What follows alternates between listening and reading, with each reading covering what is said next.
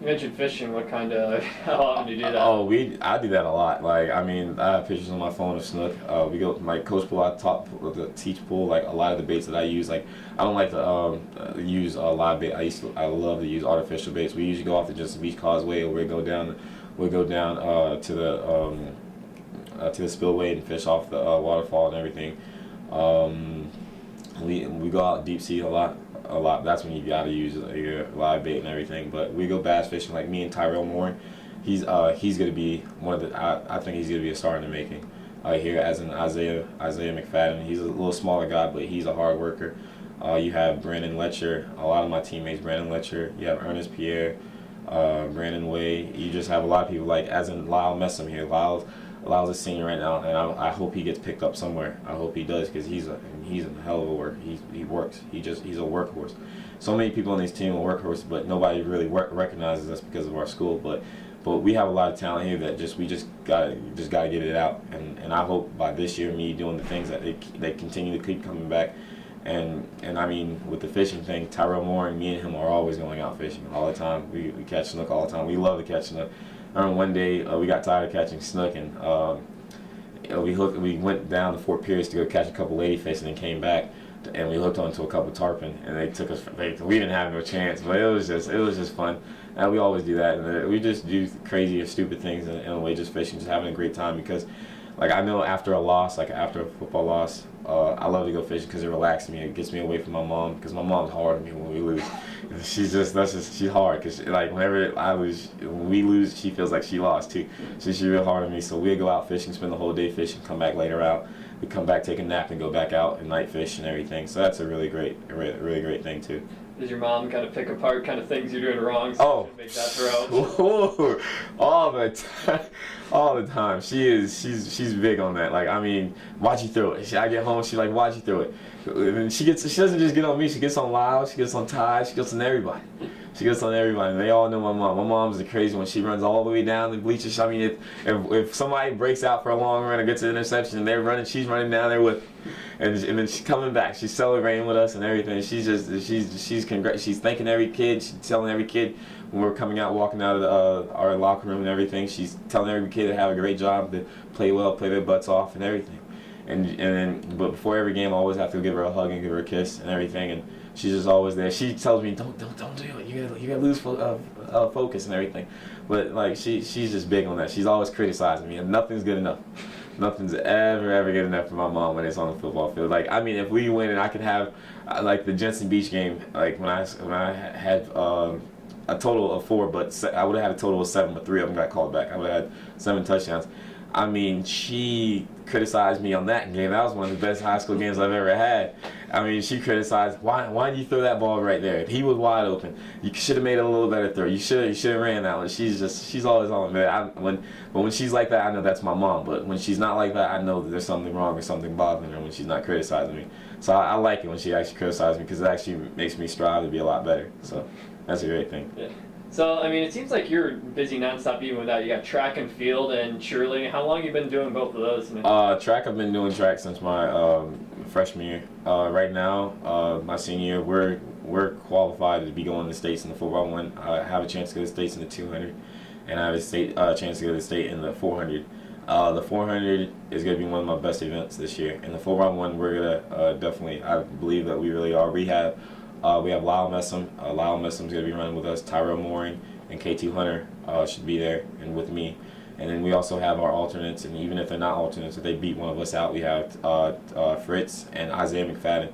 We have amazing runners for our track team, for our 4x1, and then we're going to have an amazing 4x4 team, as in with Daniel and me, and then Tyrell and I think Fritz. And Coach Dormey is pushing us to death. Like he was here my freshman year too, but then he switched to Jensen, and he came back. And I mean, he is working us like a dog, and I love it that he's working us so hard.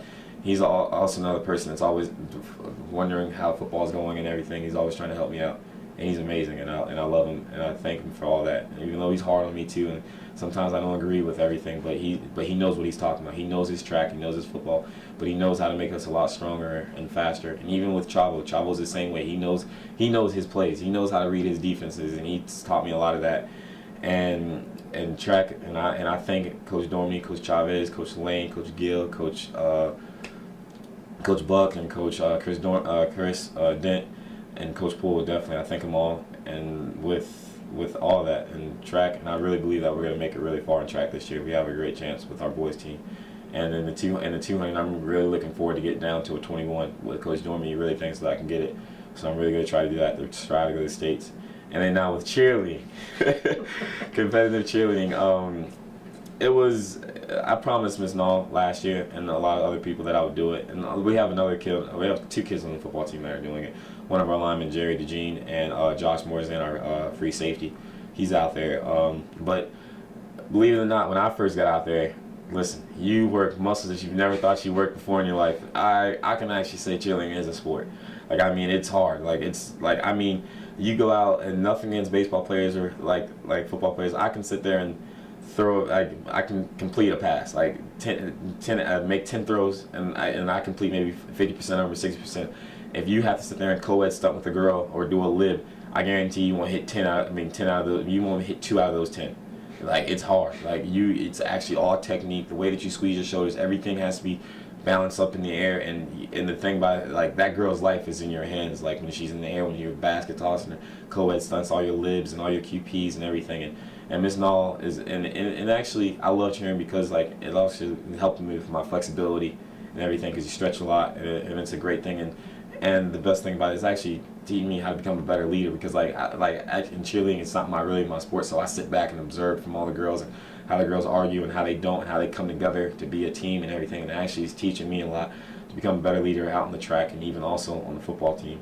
And that's a great thing. And then it's actually making me focus a lot more to picking up the plays and picking up the defenses, and like also studying like track and like how I need to run with like focus. Like, if this guy's gonna come out hard, like, should I stay with him, or should I like beat him out in his own race, or just stay behind and then just work off of that.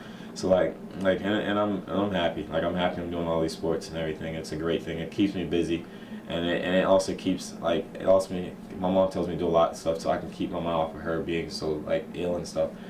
And even though it really doesn't, like, I think about it every minute, every second. She's my mom. Like, that's all I have. Like, I mean, if I lose her, I don't know where I'm gonna be. She's all I have. So and I thank her. So.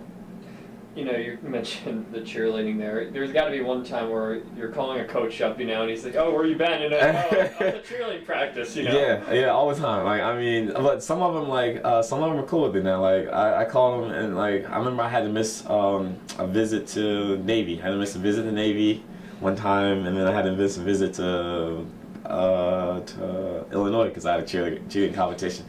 Like, cheerleading?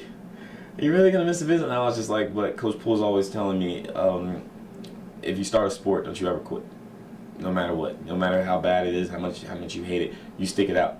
I don't want you to ever quit, because then you'd be able to think you can quit anything.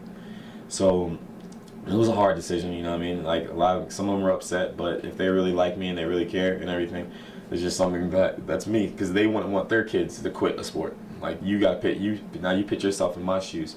And understand that too, that I don't want to be a quitter. I don't want to be known as a quitter. I want to be known as a person that's always going to finish anything, even though if you're not having the best season. And so, like, yeah, but some of them, like FAU and Buffalo, they call and ask. They're like, "How's cheerleading going?" They even came by and watched me. Sometimes, like, they like, I remember when we had our competition in Dillard, they called and asked me how I was going and everything, where I was going up, and called and told me when I'm going down, like, when we're actually after the cheerleading. After it's over, and tomorrow I have a cheerleading competition. We have made it to states. We have states tomorrow, and I think it's Semi or Tampa, one of them. So we have states tomorrow. So that's it's kind of funny to them too. Like, they're like, whoa, like they're surprised when I tell them and everything. So that's a big thing. Like, Coach Poole and Coach Chavez, they're surprised when they see me out there too. But so it's cool. You know, I guess wrapping up here, you're going to make a decision on Wednesday. You're going to have the hats. Is that something you're going to, just pick the hat up? You're going to have fun with it? You're going to do that? You're just ready to go? I'm going to have not too much fun, because I don't want to disrespect any school. Mm-hmm. Like, you know what I mean? I don't want to sit there and pick up one hat, take it off, and then put another hat on, because that's just totally disrespectful. Because I wouldn't want any kid that I was recruiting doing that to any other school either. I'll have the 3 hats on the table. And I'll pick. But there'd be a surprise. Like, there'd be a surprise that we talked about, me, Coach Poole, Mr. Cowles and all of us, Coach Chavez, we all talked about. My hats are actually they're already in the room that it's going to be in right now because they're setting that up. It's going to be in the auditorium around 1ish, about 1 on Wednesday and everything. So all the sports will be here, all the sports teams, my family, friends, the kids that I invite from school or other schools and everything, they'll all be here. So like I'm thankful to have that, and I really would like that to be because it's just a great thing. I've always wanted to do that and everything. That's just one thing the one day that it's not just about me, like, you know what I mean? It's about everything that I've helped with the school and all these other people and I'm happy that it's being here in the auditorium where everybody that's been able to watch me and that helped me play and all the sports that I played in, because it's not about DJ Juste. I just know that right now. Like me being up on stage, it seems like it's about DJ Juste, but it really isn't about DJ Juste. It's about all my teammates, all the teachers that take their time out, wake up every morning and come here and teach me, all the staff, all my coaches that are so hard on me to teach me to be better, and all my players that like they put their body on the line for me, like my defense, my offensive linemen. They don't have to block for me if they don't want to. They can just be like, all right, this is DJ, he's going to college, like he don't need us. But they're not that way. They take their time and they bust their butts. Like some of them, even though when I should have threw the ball and I tuck it down and run, you don't see any of them just quit. They get in front of me and block for me. I mean, I'll be 60 yards downfield gone, and you'll see Tyrell Moore come down and had a crack blocking. He know I was gone. He puts his body on the line for me. Lyle messed him the same way. I should have been a couple times. I should have been sacked him and killed in the backfield. And Lyle take a big hit for me and everything. And I appreciate it. And I thank every last one of them for it. And this signing day, it doesn't just go out for me. It goes out for everybody. My mom, all my friends, all my family, and like just everybody that I wish that could be in my position. And I thank them for believing in me. And I thank all of them for all that, because it's a great honor to be in that spot. Because not everybody will, you know what I mean? Not everybody will make it that far. Not everybody will sign somewhere. But people will walk on somewhere, and if they walk on, don't just give up. Don't give up, because you never know. You still can earn a scholarship, and a lot of people have done that. So I just want to let everybody know that it's not about me. It's about this team. It's about a family. Like on the football field, it's not about just that one person. One person can make a game-changing thing, but it's 11 All-American on offense and 11 All-American on defense that make one team and to make a family and make a team good. And that's what I hope to lead on and to carry on into college, to get everybody to believe in that, and then we can go on from there. So. And I guess lastly, I'm not asking, have you made your decision yet? You don't have to say who, but I'm just curious if you're still. Yeah. I've made my decision. It's there. I made it. I'm just it's just a surprise. I mean, I've always wanted, and they promised to keep it quiet. But like one thing, they wouldn't tell anybody, they wouldn't tell the press anything, and I appreciate the coaches for doing that for me, and that's how I know they really do care about me and do want me and everything, and I appreciate it. And the players there are amazing. You know what I mean, the players there are amazing. So I'm happy that they did that for me. That was one thing they promised, and Coach Poole was just like, that's a shocker. Some people won't do that. They just announce it, you know what I mean? And they've kept it quiet since I made that decision. So.